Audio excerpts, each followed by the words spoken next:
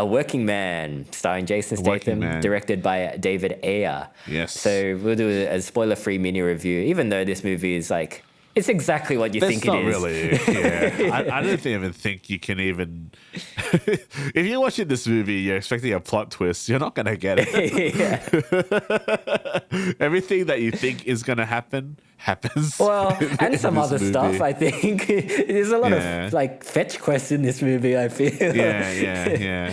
So it's Jason Statham. He's working at a construction site, but he's ex-special forces, and he comes across some trouble. This time the trouble is related to Russian gangsters who are doing human trafficking. And unfortunately for them, they trafficked the wrong girl, and Jason Statham is out to get him. It's basically Taken, but Jason Statham. It's basically Taken for Jason Statham. And it's the Beekeeper with Taken. Yeah, it's the Beekeeper, it's the mechanic, it's it's the transporter. It's Jason Statham has a regular job, but actually his real job is beating up people, beating up bad guys. So you and I saw this movie both pretty recently. I mean, it had, at time of recording, it had just come out last Thursday. Yep. I watched it, and I was honestly a little bit disappointed by this movie. So you're comparing it to The Beekeeper because it's got the same team, right? David David Ayer, Ayer, director, it's the same team. I found some of the action in the midway was not shot very well. It had issues with a lot of close quarters combat that was edited, maybe over-edited. Okay. But I really enjoyed the climax of this movie. It's typical. Jason Statham loads up on a lot of guns. And knives. Shoots a bunch of people and knives stabs, and kills and grenades. A lot of people. So that I didn't have any issues with that. Yeah. And there's a few points where there's some bits where you think the person is going to be somewhat of a boss or a mini boss, but Jason Statham kills them like instantly with no struggle whatsoever. But this movie, this is going to be weird for someone who enjoys writing to say, this movie has too much story. And there's too many unnecessary plot points.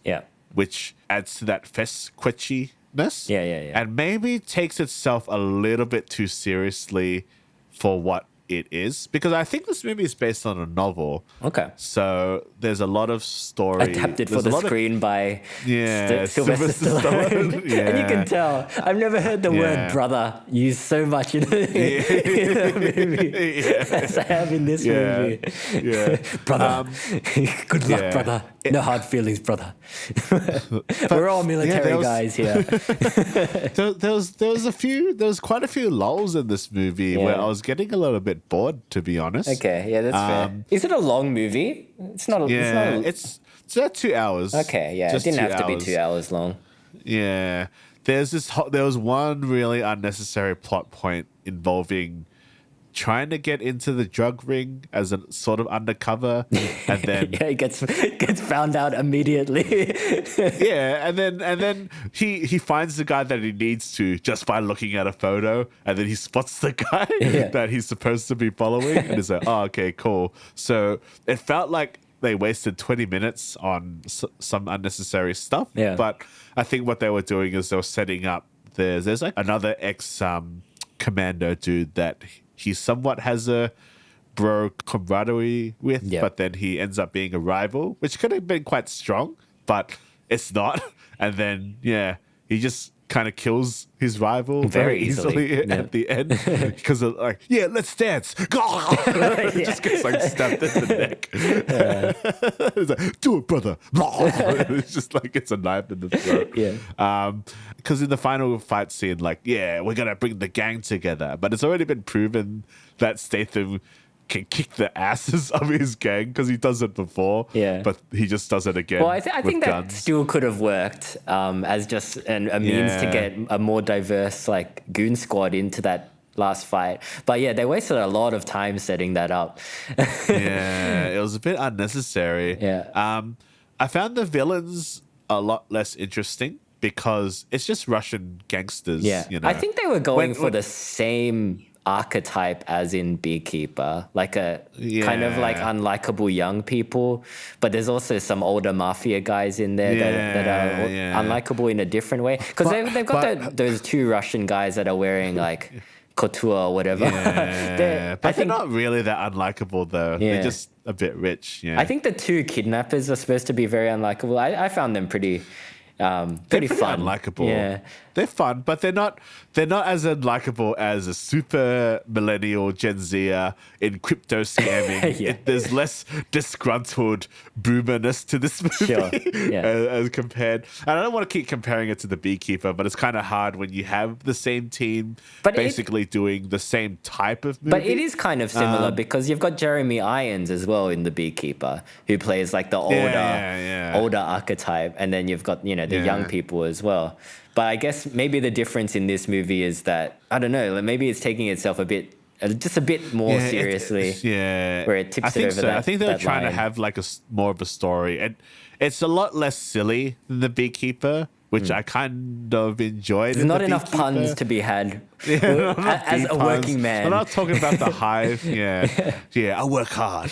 They should have been more specific in his job title, I reckon. Like there needs to be a job where there's enough room for puns, and there's plenty of them. Like didn't we come up with the tradie? And it's like a trade in death or something like that. I think you need to be a bit more, even more specific than that.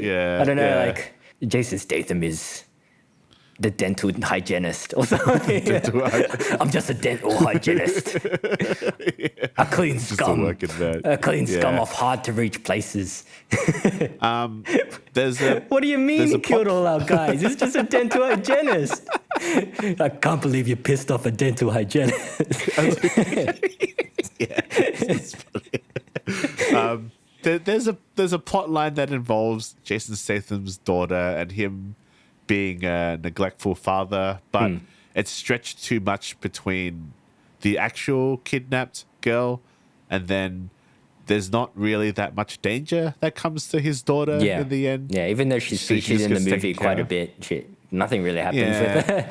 I think that's just remnants of the novel. Okay. I feel like they should have removed that aspect and maybe just do the cliched, Statham feels guilt for the death of his wife and daughter. Yeah, just replace her character with a photo. It's fine. Yeah. Just use dead wife footage. I think that's enough. Yeah. Because then it gets a bit too muddled. You don't really care too much for the actual main girl who gets kidnapped as well. Yeah. So I did like that they kind of give her a bit more onus. Like she's not just a she's not just a she's not just a damsel. She fucking snaps the girl's neck in this movie. She snaps the girl's neck in the end. It's boss. And she's not even bothered by it. She's just like, I killed someone. Snitches get stitches. She's also not bothered by the fact, because she escapes, but then she gets caught by like these corrupt cops. Yeah. And then she's just like, damn. It's not like in Speak No Evil where you get a real sense of dread. Yeah. But I suppose David Ayer wasn't really going for that, obviously. No hopelessness in that character. Yeah. I really wanted Jason Statham, even though it probably wouldn't fly these days. It would have just been funnier if Jason Statham killed that girl in an especially brutal manner.